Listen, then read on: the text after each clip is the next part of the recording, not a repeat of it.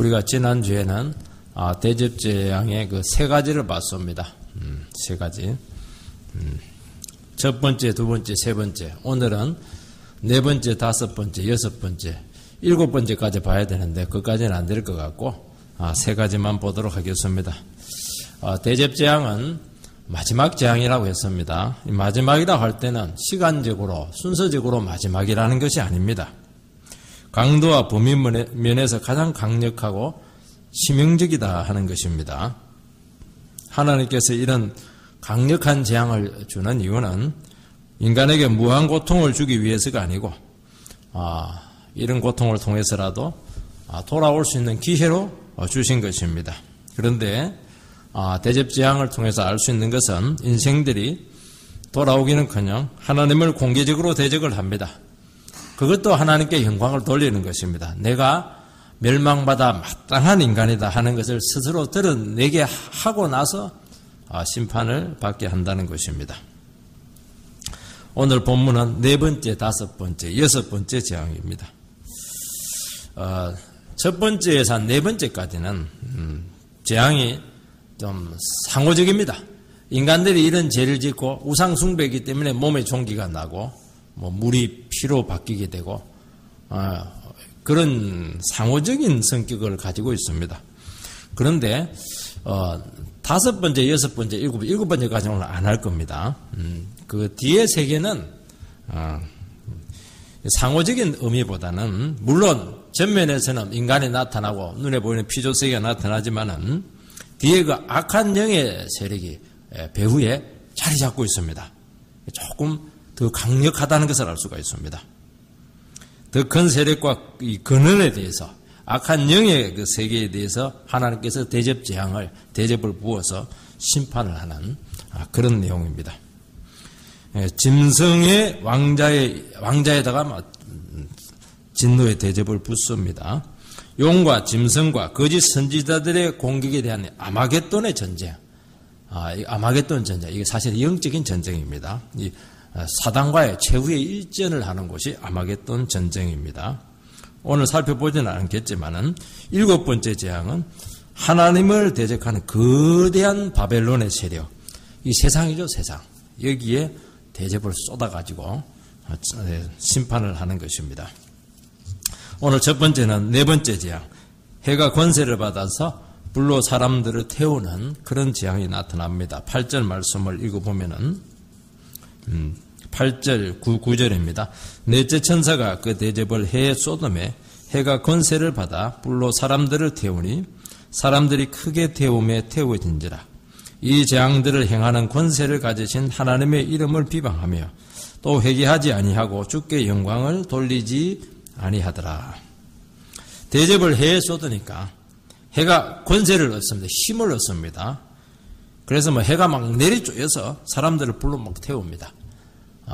해는 정상적으로 있어야 되는데 해가 갑자기 이게 막 불똥이 튀어가지고 막 사람들을 우리식으로 표현하면 막 꺼질렀다 사투리로 그렇게 표현할 수가 있겠습니다. 요즘 오존층의 파괴로 피부암이 많이 생기고 피부가 많이 손상되고 있다. 그렇게 현상적으로 볼 수가 있습니다. 제가 대구에 살았는데요. 한 10몇 년 살았는데요. 대구도 만만치가 않습니다. 그냥 창살로 막 내리꽂힙니다. 필리핀 가니까 그냥 제가 그 햇살이 그 창살이라는 것을 알았습니다. 그냥 꽂히는데 12시에 내렸는데 그냥 물에 꽂힙니다. 박히는 것 같았어요. 이렇게 하면서 제가 걸어간 적이 있습니다. 얼마나 햇살이 강한지 말입니다. 그런데 이 본문은 자연재앙이 아닙니다. 영적인 재앙입니다. 계시록 7장 15절 16절에 보면 찾을 필요는 없습니다. 보좌에 앉으신 이가 그들 위에 장막을 친다 하는 내용이 나오고 있고 그래서 그들이 다시는 줄이지 않고 목마르지도 않고 뜨거운 가운데 상하지도 않는다. 이런 말씀이 나옵니다. 이 말씀은 이스라엘 백성들의 광야길을 전제를 하고 있습니다. 이 광야 순례길을 걸어갈 때 광야에서 제일 고통스러운 게 그늘이 없습니다. 그리고 장렬하는 살인적인 이 태양을 이걸 피할 곳이 없습니다. 바위 밑에 가면 되느냐? 바위 자체가 그냥 불덩어리입니다. 그런데 하나님께서는 구름 기둥으로 그들 가리웠습니다. 밤낮 온도 차이가 50도입니다. 기온 차이가. 밤에는 불기둥으로 그들을 데폈습니다. 그러니까 40년 동안 광야에서 살아남았던 것입니다. 하나님의 백성들은 하나님의 철저한 보호 가운데 있다 하는 내용입니다. 반면에 하나님의 보호 밖에 있는 자들의 종국의 멸망은 해에 타서 죽는다는 겁니다. 불에 끄슬린다. 제일 비참하게 죽는 게 이 죽음 아닙니까? 이 그리스도 안에 있는 자와 그리스도 밖에 있는 자의 그런 극단적인 본질적인 차이를 지금 말씀하고 있습니다. 그래서 자꾸 재앙을 우리가 설교하고 들을 때 하나님 말 안 들으면 저주받는다, 재미없다 이런 식으로 듣지 마시기 바랍니다.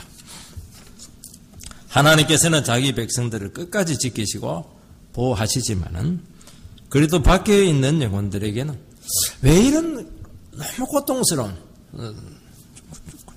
그 고통, 그 재앙을 주는지 그 이유는 우리는 알 수 없습니다. 그냥 그렇다는 겁니다. 또 사실은 그 이유를 설명할 필요도 없습니다. 단지 우리가 중요하고 우리에게는 그런 가운데서도 하나님께서는 엄청난 은혜를 주어서 절대로 불타 죽지 않고 보호된다. 그 불타는 사막길 가운데서도 하나님께서는 자기 백성들을 온전하게 지키시고 보호한다 하는 것입니다. 참 얼마나 복되고 은혜스럽습니까? 우리는 날마다 심령이 타고 있습니다. 영혼이 타들어갑니다. 막 죄에 타들어갑니다. 탐욕에 타들어가는 너무나 고달픈 인생을 살아가고 있습니다. 그런데 우리가 그런 가운데서도 타서 죽지 않고 그렇게 된 이유는 우리가 주님을 알았기 때문에, 은혜를 알았기 때문에, 제 형세를 받았기 때문입니다. 그래서 하나님의 집중적인 보호와 안전 가운데 있기 때문에 우리의 영혼도 시원해질 뿐 아니라 우리의 현실적인 삶도 보호가 되는, 안팎으로 보호되는 가장 안전하고 보호된 상태에 있다는 것을 말씀하는 것입니다. 여러분들 하나님께서 우리를 보호하신다고 할 때 뭐 돈만 주시고 집만 주시고 그렇게 한다고 생각하지 않습니다. 사실은요, 더 어려운 문제가 이 영혼의 문제고 마음의 문제입니다. 마음을 지켜주지 않으면요, 그 많은 돈 필요가 없습니다. 하나님께서 먼저 마음을 치료하시고 우리 눈에 보이는 삶도 주님께서 지키시고 보호하셔서 정말로 가장 안전하고 축복된 삶을 살아가도록 그렇게 우리를 인도하신다는 것입니다. 우리는 인생의 의미를 알게 됩니다. 그냥 막 살아갈 수 없습니다. 우리는 인생의 목적과 삶을 살아가는 원리를 알고 살아갑니다. 그리고 하나님께서는 우리를 그냥 의미만 알게 하는 것이 아니고 직접 우리의 삶 가운데 찾아오셔서 간섭하시고 지키시고 인도하십니다. 그러니까 우리는 고생을 하더라도 하나님 안에서 고생을 하는 것이고 절대로 생고생이 아닙니다.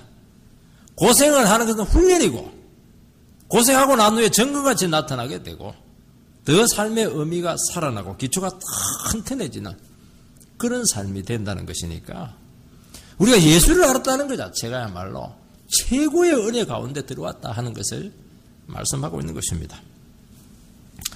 세상 사람들은 이 세상에서 뭔가를 열심히 추구합니다. 왜냐니까 자기가 살아남아야 됩니다. 그야말로 이 세상은 서바이벌 게임입니다. 남을 죽여야 내가 사는 겁니다. 피 터지는 겁니다. 이거는.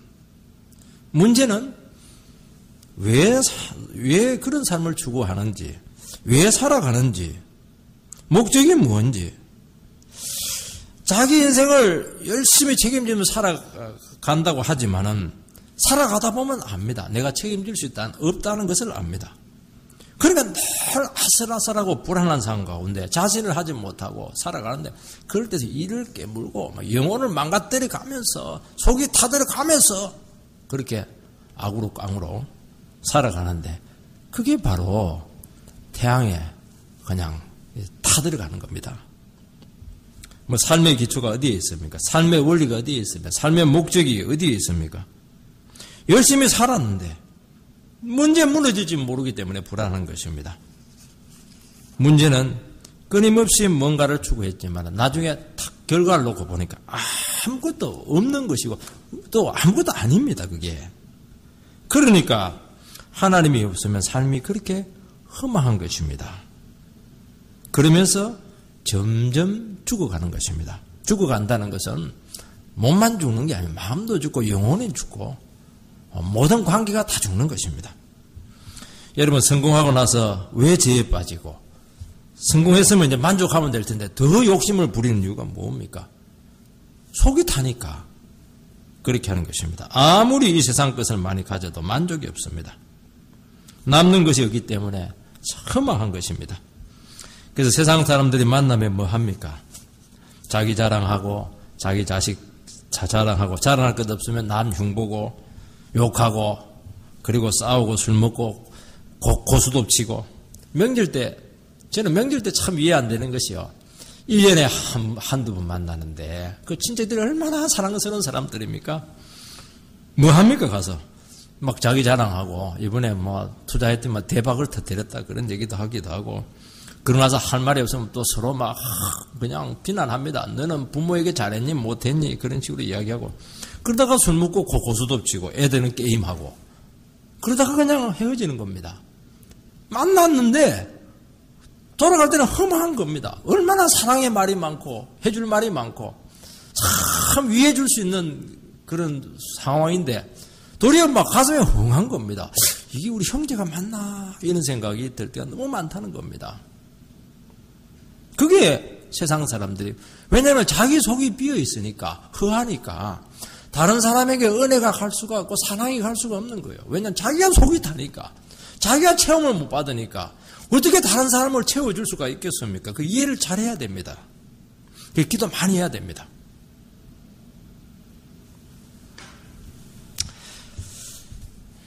인간은 하나님의 형상을 가지고 태어났습니다. 하나님 앞에 나아갈 때 자기 자신의 삶이 바른 위치에 오게 되고 질서가 생기고 방향성이 살아나게 되고 의미가 생기는 것입니다. 이 감옥이나 수용소에 있는 죄수들에게 가장 무서운 형벌이 무엇이냐? 형벌이 길다, 두들겨 맞고 뭐 그런 것도 있겠지만은 이 무미의 형벌이라는 것이 있다고 합니다. 무미의 형벌이 무엇이냐? 나와가지고 여기는 바위를 하나 줍니다. 이 바위를 저쪽으로 갖다 옮기라고 합니다. 저쪽으로 갖다 실컷 옮겨놓으면 다시 원상태로 다시 가져오라고 하는 것입니다. 이것을 하루 종일 하는 겁니다. 하루 종일 하는 거, 한 달, 1년 내내 하는 겁니다. 이 형벌이 무시무시한 이유는 이 사람이 무의미한 일을 이렇게 하게 되면 영혼이 타들어가고 영혼이 죽습니다. 그리고 완전히 사람의 정신이 없어요. 이게 죽는 겁니다. 이게. 왜냐하면 의미가 없기 때문에 그렇게 하는 것입니다. 여러분 학교에서 공부 못하는 학생들이요. 앉아있는데 왜 공부해야 되는지를 모르기 때문에 무의미한 겁니다. 그게 재앙이에요. 재앙. 왜 앉아있습니까? 공부 열심히 해가지고 정말 하나님께 영광 돌리고 이렇게 돼야 되는데 그 의미를 못 찾으니까 애들하고 장난치고 괴롭히고 할 짓이 없어서 그 짓을 하고 있는 겁니다. 그게 속이 타서 그렇게 하는 겁니다. 이게. 군대에 가면 가장 힘들 때는요, 훈련이 강할 때입니다. 근데 훈련을 강하게 받으면요, 도리어 군인 정신이 살아나고 막 사기가 막 충만합니다. 그런데 시간은 남고 고참이 되고 할 일은 없을 때요, 군생활에 너무 지루하고 따분합니다. 그 따분한 무의미한 생활을 뭘로 합니까? 이제 들어온 신참들, 쫄병들 괴롭히는 재미로 살아갑니다. 애완동물도 이렇게 괴롭히고 하면 굉장히 재밌는데요. 사람을 이렇게 애완동물처럼 괴롭히는 거요. 세상에서 최고로 재밌습니다, 그거. 정말 인간이 할 짓이 아니죠. 인간 이하의 짓이 나오는 겁니다. 왜 그래요? 너무 지루하고 따분하고 무의미하니까 인간 이하의 짓을 하면서 재미를 느끼는 겁니다. 그게 뭐냐니까 속이 타들어가서 햇빛에 지금 타들어가면서 죽는 겁니다, 영혼이. 두 번째는 짐승의 왕자에 내린 재앙이 나타나고 있습니다. 10절, 12절 말씀을 읽어보면 또 다섯째 천사가 그 대접을 짐승의 왕자에 쏘더니 그 나라가 곧 어두워지며 사람들이 아파서 자기 혀를 깨물고 아픈 것과 종기로 말미암아 하늘의 하나님을 비방하고 그들의 행위를 회개하지 아니하더라. 다섯째 대접이 짐승의 보좌에 쏟아지자 짐승의 나라가 흑암에 잠기게 됩니다. 사람들이 너무 괴로워서 혀를 깨물고 고통받으면서 울부짖습니다. 짐승은 지난번에도 얘기했지만은 용이라고 하는 사단입니다. 사단이 용입니다. 용이 사단이 뒤에 조종을 하고 있는데 짐승이라고 하는 실체를 통해서 역사를 합니다. 그래서 이 짐승을 되게 물어보냐니까 사단의 그런 지배를 받고 있는 그런 세상 나라들, 악한 통치자들, 세상의 통치자들, 이런 사람들을 이것을 이제 상징을 한다고 제가 해석을 했었습니다. 여러분, 세상 나라는 결국 독재로 갑니다. 왜냐니까 통치자들이 아무리 선하게 하려고 해도 통제가 안 되게 되어 있습니다. 무조건 장기 통치는 무조건 독재입니다. 이게 5년을 해도 지금 힘든데요. 안 되게 되어 있습니다. 그러지 않으면 무정부 상태입니다. 지금 우리나라는 거의 무정부 상태로 지금 가고 있는 것처럼 보이고 있습니다. 왜 그래요? 악한 영의 역사로 지금 나라가 지금 엉망이 되고 있습니다. 왜요? 나라가 영적으로 너무 어두워져서 막 서로 고통을 받고 있는 겁니다. 이쪽 편은 이쪽대로 고통을 받고 저쪽 편은 저쪽대로 아우성을 치고 있는 것입니다. 우리나라도 군사 독재 시절에 양심과 자유를 잃고 너무 고통스러워하다가 막 거기서 항거하다가 막 타는 목마름으로 민주주의에 대한 이 타는 목마름 아닙니까? 억울하게 죽은 영혼들이 참 많이 있습니다. 이것이 재앙입니다. 지금 북한 정권의 엘리트층들에서는 이런 말로 그들의 고통을 표현하는 것을 제가 신문에 하는 고백을 듣고 참 공감이 되었습니다. 통치자에게 가까이 가면서 타서 죽고 통치자로부터 멀어지면 추워서 얼어 죽는다. 참 그러니까 거기서 자기 위치를 차지하려고 하면 그 지옥입니다. 지옥. 그래서 북한의 통치자들은 전부 다 암을 다 가지고 있다고 그래요. 그 병이 다 있습니다. 여러분, 구라파 사람들이 얼마나 합리적입니까? 독일 사람들이요. 그 합리적인 독일 사람들이 나치즘이라고 하는 집단 광기에 빠져서 세계를 상대로 전쟁을 일으켜서 전 인류에게 고통을 주었습니다. 이게 인간이에요. 이게. 누가 하는 겁니까? 이게 누가? 짐승의 왕자의 진노가 쏟아져서 그렇게 하는 것입니다. 영국은 신사의 나라인데 무슨 신사예요? 바바리 코트 탁 입으니까 신사처럼 보일지 모르겠지만은요. 축구장에 가보면 본색이 다 나타납니다. 짐승도 그런 짐승이 없어요. 홀리건 이렇게 해서 하면서 하는데요. 짐승 같은 본성이 나타납니다. 히틀러와 스탈린이요. 처음부터 악한 사람입니까? 그 사람들은 화가지망생이었습니다. 얼마나 예술적입니까? 가장 무시무시한 폭군이 되었습니다. 이게 뭡니까? 어떻게 이게 바뀔 수가 있어요? 그건 악한 영의 그런 역사에 의해서 오는 것입니다. 이런 현상은 교회의 약화에 의해서 왔고 이 말씀의 실종에서 찾아왔던 것입니다. 그때 구라파가 제일 자유주의가 되었고 그때 하나님의 말씀에 제일 공격을 받았을 때인데 나타나는 거예요. 1차 대전, 2차 대전, 러시아의 그런 공산혁명, 동국권의 공산혁명. 왜 나타났습니까? 그게 짐승들 아닙니까? 지금 그게 결국 교회의 약화였고 말씀의 약화였습니다. 그 왕자의 하나님의 진노의 대접이 부어졌던 것입니다. 여러분, 이 재앙을 가장 잘 보여주는 것이 출애굽 암흑 재앙입니다. 3일 동안 칠흑 같은 어둠으로 서로 얼굴을 분간할 수가 없었습니다. 이스라엘 백성들이 살던 지역은 어둠이 비껴갔습니다. 그래서 애굽 사람들은 그렇게 칠흑 같은 어둠, 우리는 어둠 하니까 뭐 햇빛, 달이 조금 어슬모르게 비치고 이렇게 하는데요. 달이 이렇게 비치고 이러면요. 남녀가 데이트합니다. 분위기 좋아가지고. 그거 얘기하는 거 아닙니다. 뒤주 속에 들어가가지고 깜깜한 겁니다. 깜깜한 거. 빛이라고는 1.1핵도 없는 겁니다. 미치는 겁니다. 그거는. 무시무시한 고통에 빠진 것이죠. 그런 것을 지금 그래서 혀를 깨물면서 그냥 죽어가고 있는 것입니다. 이것은 어둠의 영적인 고통입니다. 그런데도 회개하지 않습니다. 어둠의 결과는 고통입니다. 영적인 무지입니다. 오늘 우리 사회는 깊은 어둠에 점점 빠져들고 있습니다. 그래서 요즘 우리 사회를 막 간다, 막갑하다, 지금 막 간다 이런 표현을 많이 쓰고 있습니다. 막말이 난무하고 있고요. 묻지마 범죄가 지금 막 공공연하게 일어나고 있고, 뭐 인터넷상이라든지 이게 보면 뭐 비인격적인 폭로로 한 사람 영혼 죽이는 건 간단합니다. 그 진실이냐? 진실하고 아무 상관없어요. 카드라 이러면 됩니다. 아니면 말고. 이게 이제 우리나라 가운데 지금 일어나고 있는 인격 살해 현상인데, 이 뒤에서 사탄이 하는 겁니다. 진실이 중요한 게 아니에요. 그건 무슨 미움으로 그냥 공격을 하는 겁니다. 그 이유가 뭡니까? 교회가 빛을 밝히지 못해서 그런 겁니다. TV나 영화는 막강한 내용으로 가득 들어 있습니다. 문화라는 이름으로 건전한 인간의 가치관 지금 다 깨뜨려 놓고 있습니까? 여러분, 정상적으로 남녀가 만나서 둘이 사랑을 해서 결혼을 해서 잘 먹고 잘 살고 애 잘 낳았더라. 아무도 안 봅니다. 그 텔레비. 절대로 안 봅니다. 재미가 없어가지고. 비비 꼬고. 인간이 어떻게 저런 대사를 할 수 있을까?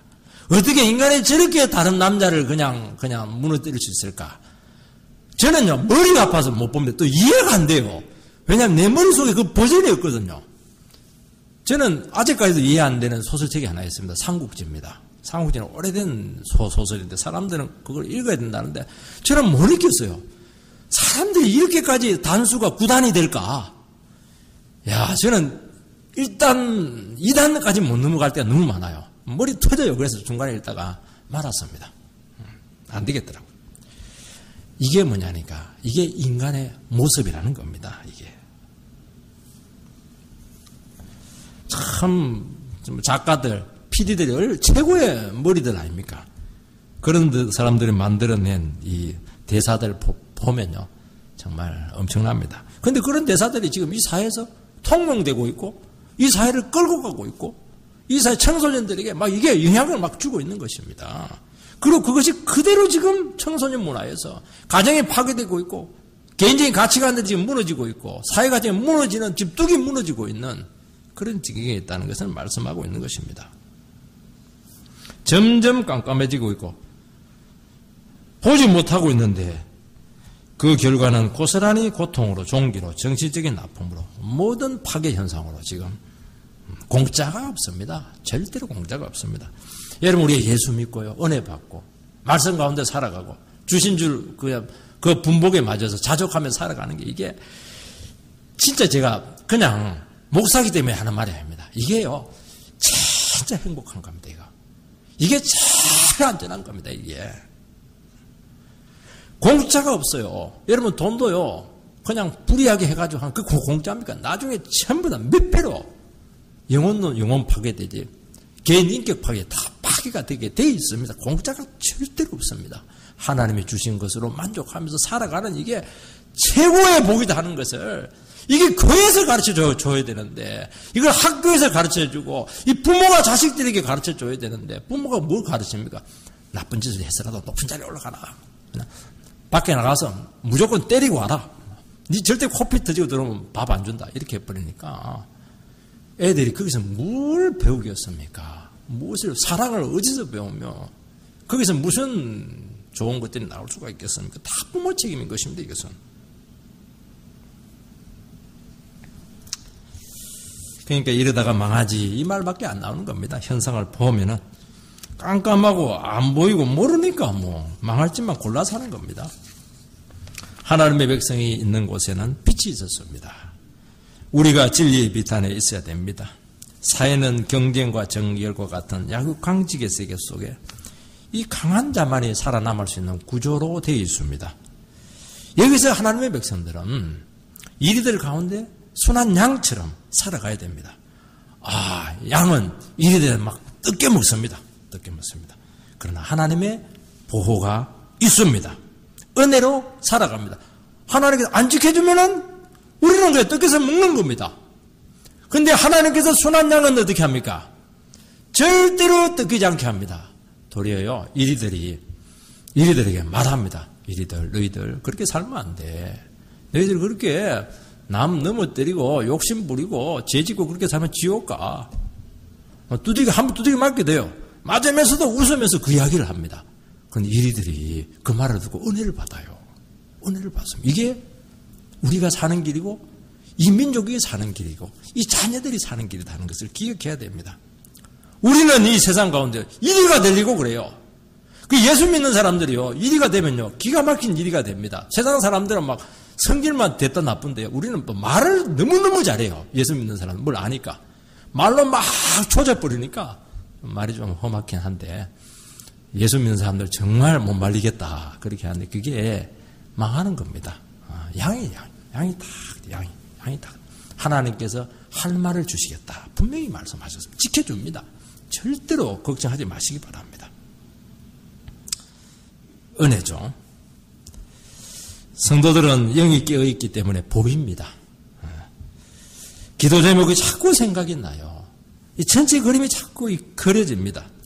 완전히 망한 자리인데 한순간에 악의 세력을 물리치고 하나님의 기적의 능력을 체험합니다. 참 기가 막힌 삶입니다. 예수 믿는다는 게 이게요. 마지막 세 번째는 대영적 전쟁, 아마겟돈 전쟁이 지금 일어나고 있습니다. 12절 말씀을 읽어보면 또 여섯째 천사가 그 대접을 큰 강 유브라데 소돔에 강물이 말라서 동방에서 오는 왕들의 길이 예비되었더라. 진노의 대접을 유브라데 강에 쏟습니다. 그러니까 강이 마르게 되고 강이 마르니까 길이 생기게 되었고 그 마른 길을 통해서 동방에서 여러 왕들이 오는 길이 예비가 되었습니다. 여러분 여기서 유브라데가 중요합니다. 이스라엘 백성들에게 있어서 구약에서 유브라데는 의미하는 것이 무엇이냐 하는 것입니다.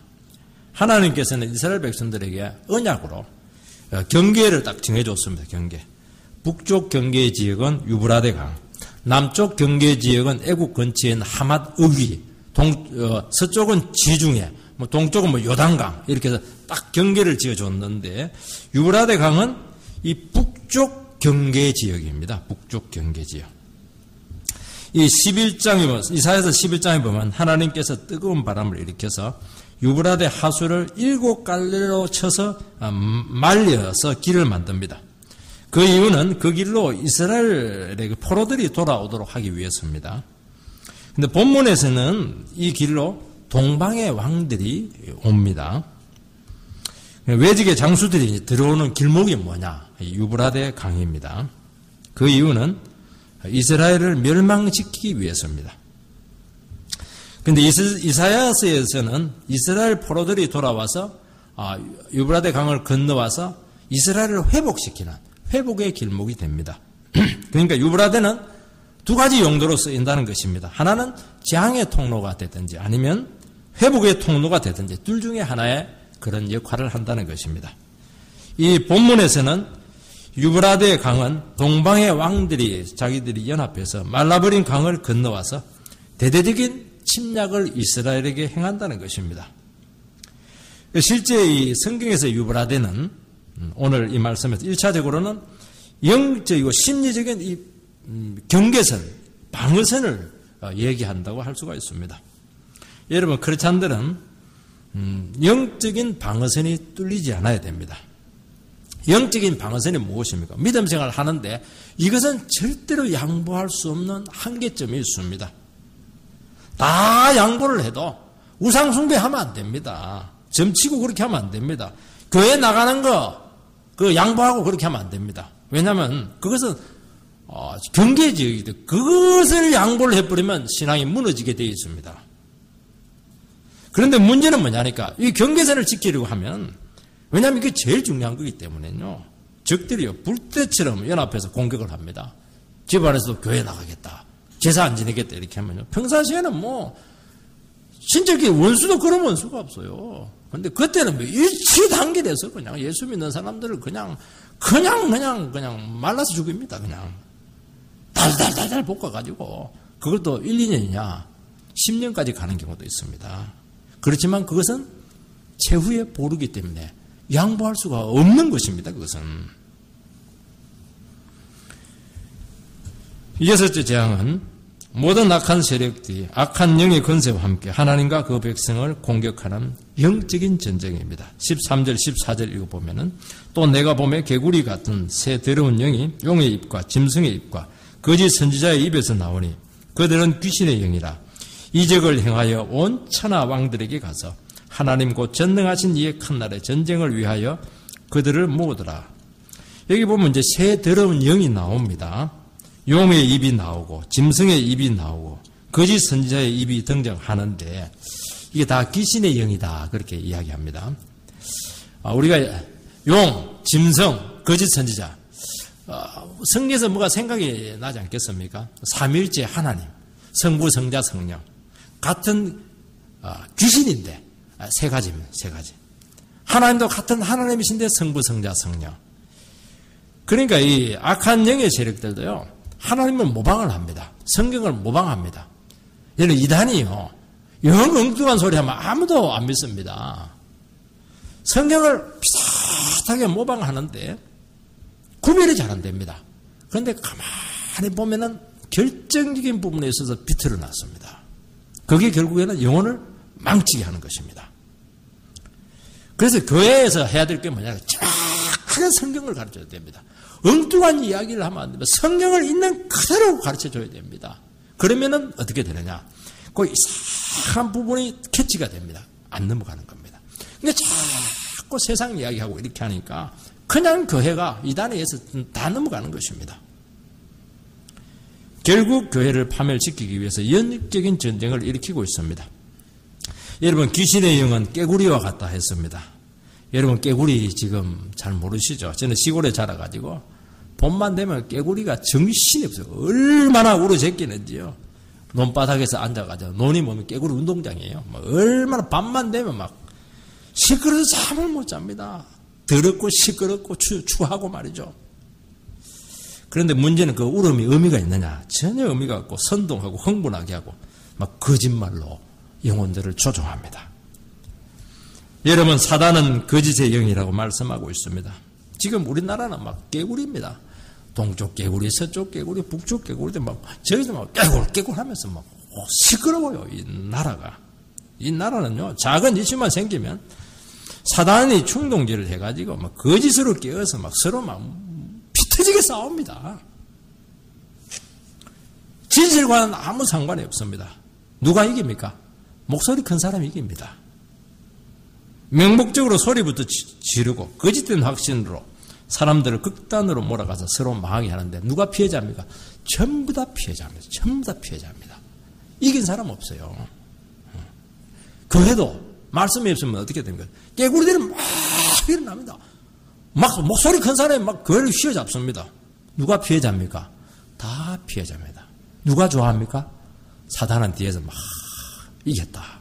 너무너무 기분 좋다. 자기들이 파티하고요. 막 그냥 쌈팬 터뜨리고 난리예요. 성도들은 다 죽어 있습니다, 지금. 이게 뭐냐니까? 이 재앙입니다, 재앙. 교회는 어떻게 해야 됩니까?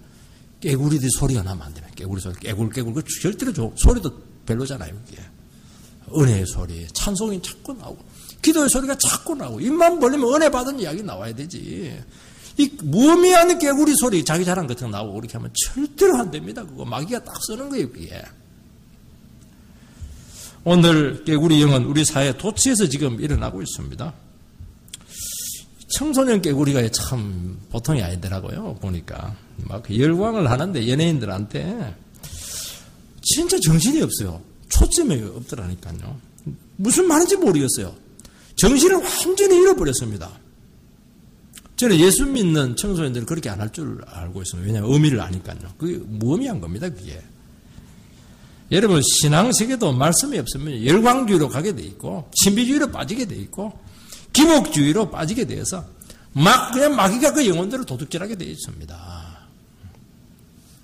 여러분, 귀신의 영에 의해서 소집된 열국의 왕들이 마른 길로 올라오는데, 사단을 위한 전쟁입니다. 하나님과 그 백성을 대적하는 전쟁입니다. 16절 말씀을 읽어보면은 새 영이 히브리어로 아마겟돈이라고 하는 곳으로 왕들을 모으더라. 아마겟돈에서 영적 대전쟁을 위해서 소집이 되고 있습니다. 아마겟돈이 어디냐 하는 것이 항상 문제가 되고 있습니다. 이 3차 대전이 일어나게 될 것이다. 그게 아마겟돈 마지막 인류의 전쟁일 것이다. 그렇게 많이 봅니다. 3차 전쟁은 어떤 전쟁이냐? 결국 문화전쟁이다. 이슬람권과 이 기독교 간의 그런 전쟁이 될 것이다. 그렇게 해서 막 옛날에 9.11 테러 있고 이렇게 할 때 부시에 의해서 막 이라크 전쟁이 일어나고 이렇게 했을 때 이게 아닌가 그렇게 사람들이 많이 보게 됐었습니다. 여러분 아마겟돈 전쟁을 언제 일어나느냐? 어디에서 일어나느냐? 중동의 화약고냐? 우리 한반도냐? 이게 눈에 보이는 접근은 틀린 겁니다. 여러분 요한계시록은 영적인 책입니다. 눈에 보이는 전쟁이 아니고 악한 영의 세력과 벌이는 전쟁입니다. 이 아마겟돈 할 때 아마겟돈은 이제 하머깃도 이렇게 합니다. 어떤 사람들은 아마 겟돈이 아닌가, 겟돈 때문에 망한다 이래서 썼는데 그것은 아니고 하머깃도. 하는 언덕, 산을 의미합니다. 머깃도의 언덕, 머깃도의 산 이런 뜻을 가지고 있습니다. 머깃도 하면은 이스라엘 역사상 가장 처절한 전쟁이 일어났던 곳이 머깃도입니다. 이 사사기 5장에 보면은 하솔왕 야빈이 그냥 연합군들을 몰고 700거를 몰고 700성을 몰고 옵니다. 700성이라 하는 것을 여러분들이 잘 모르는데요. 우리나라 6.25 때 북한이 탱크를 몰고 왔는데 우리 소총하고 싸우는 겁니다. 700대 탱크를 몰고 왔습니다. 그리고 이스라엘 백성들이 싸울 사람이 없었습니다. 얼마나 남자들이 겁을 먹었던지요. 여자가 나타나가지고 그 전쟁을 수행을 합니다. 그 여자 이름이 누굽니까? 그 이름도 유명한 드보라입니다. 드보라 여전도회. 드보라 여전도회는 무서운 여전도회입니다. 그게. 그런데 하나님의 기적적인 도움으로 완성을 합니다. 막 비가 와가지고 그냥 탱크들이 전부 다 빠져버렸어요. 몰살을 합니다. 몰살. 또 야엘이라는 여자는 군대 장관을 그냥 자고 있는데 그냥 이 말뚝을 갖고 머리에다 박아 두 여자가 판서를 합니다. 그 하솔 전쟁은 여자들 무서워요. 여자들 한번요 이것들 하나님 대적한다 이러면요 자고 있는 남자 머리에다 말뚝을 그냥 그대로 박아버립니다. 왜냐 평소에 하는 게 이거거든요. 여자들이 하는 게 평소에 그냥 따듬이질 하지 칼질 하지 이렇게 하니까 이 선한 도구가 돼서 그렇지요. 이게 잘못 악한 도구가 돼버리면 영적인 도구가 되면 이 전부 다 무기입니다. 여자들이 쓰는 게 이게요. 전부 다 무기입니다. 남자들 기도 많이 하셔야 됩니다.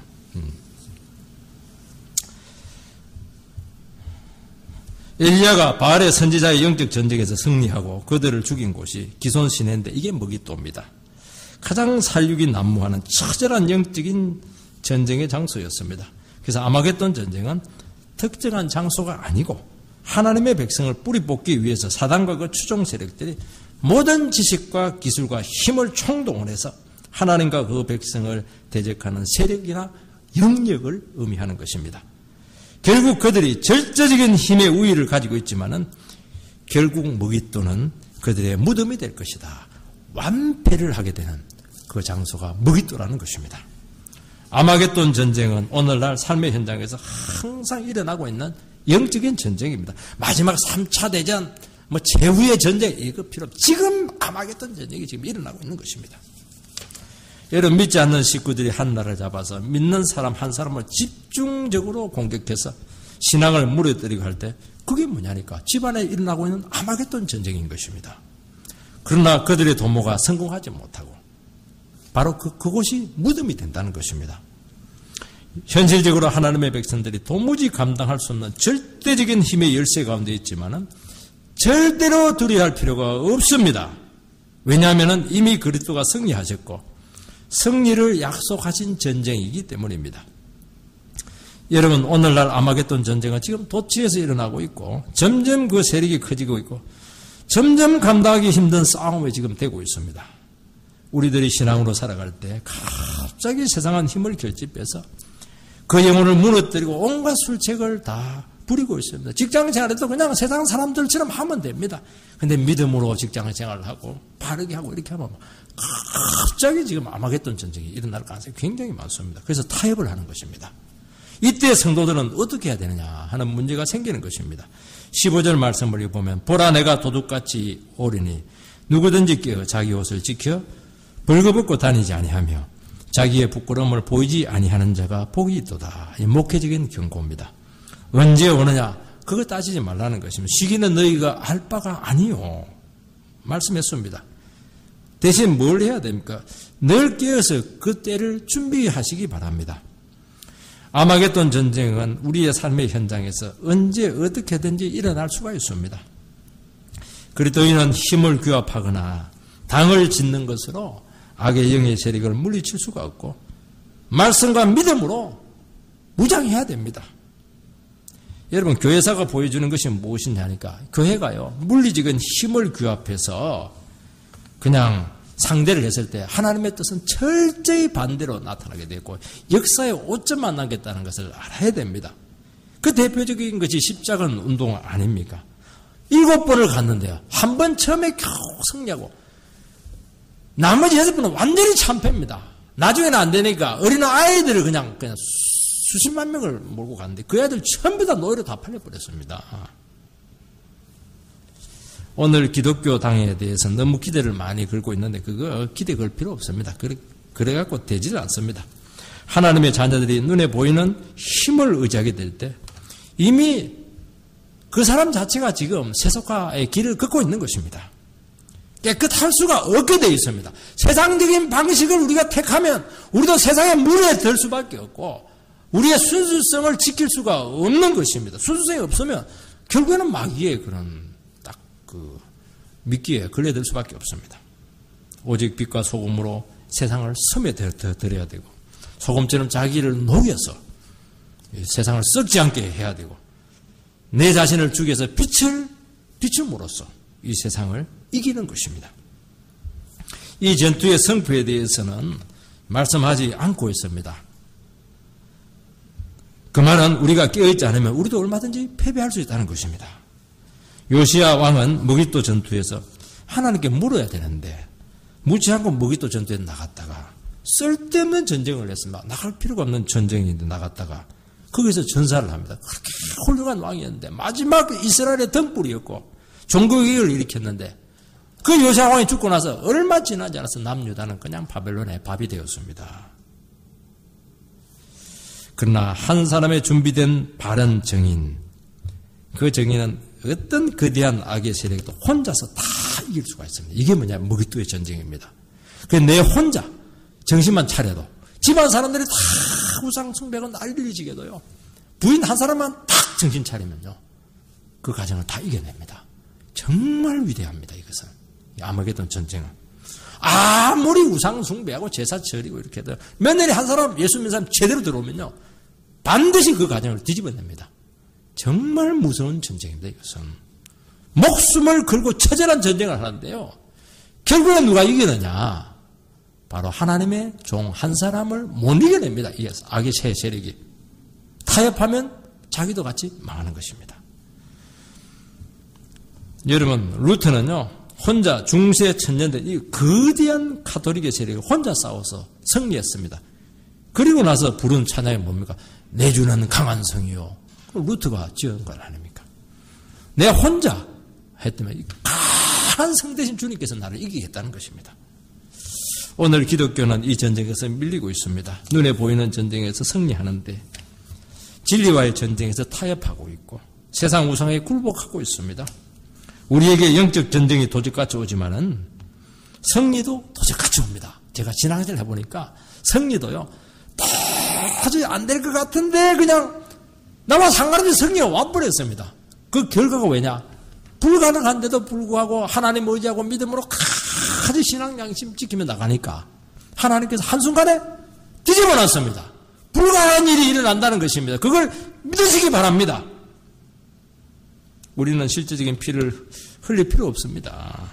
영적으로 기도하고 믿음으로 싸울 때 하나님의 능력으로 갑자기 문제가 해결이 되고 승리는 우리의 것이 되고 악은 그들의 무덤밖에 남기지 못한다는 것입니다. 성도 여러분, 무력을 사용하지 마시기 바랍니다. 똑똑하게 되는 것이 꼭 이기는 것이 아닙니다.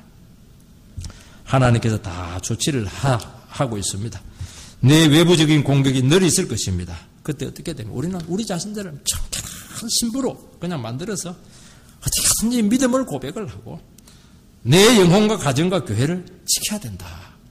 그런 마음으로 살아가게 될 때요, 어떤 악의 세력이 연합을 하고 온 결집을 다해도 절대로 그 한 사람, 분명한 신앙 고백을 가지고 있는 그 한 성도를 이기지 못한다는 것을 알고 우리가 이 거대한 싸움에 절대로 무너지지 않는 그런 은혜 있게 되기를 주의 이름으로 축원드립니다.